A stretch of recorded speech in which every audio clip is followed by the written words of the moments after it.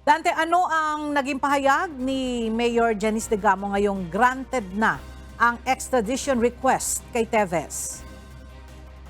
Magandang umaga, Ella. Matapos nga makarating ang impormasyon sa kanya na binigyan ng Court of Appeals ng Timor-Leste o pinagbigyan ng korte ang hiling ng Pilipinas na mapauwi sa bansa si dating Congressman Arnolfo Arnie Teves Jr., nagpahayag ng labis na pagkatuwa itong si Mayor Janice de Gamo dahil nahaharap na nga sa ustisya o inaasahan niyang haharap na sa ustisya itong dating mambabatas. Ang kanya-anyang laban para sa ustisya ay mahirap, nakasama yung mga pagbabanta na kanyang natatanggap sa kanyang buhay mula umano sa Teves Terrorist Group. Inaatake din siya online ng mga troll ng terrorist group ng mga Teves.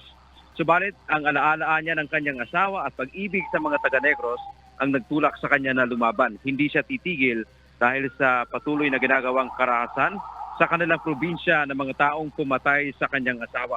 Noong nakaraang araw, Ella, ay dumalo pa itong si Mayor de Gamo sa pagdinig sa Maynila hinggil sa kaso ng Pamplona Massacre noong March 4, 2023 na ikinamatay ng kanyang asawa na si Governor de Gamo at ilan pang sibilyan. Si Teves Jr. ang itinuturong mastermind sa nasabing karumaldumal na pamamaslang. Samantala, ang DOJ naman, Ella, ay nagpasalamat sa Timor-Leste government sa naging desisyon na ibalik sa bansa ang dating mambabatas. At mamayang hapon din, Ella, ay magkakaroon ng press conference itong DOJ at aabangan natin kung ano pa yung kanilang sasabihin. Yan ba nating update mula dito sa Maynila? Balik sa iyo, Ella. Maraming salamat, Dante Amento.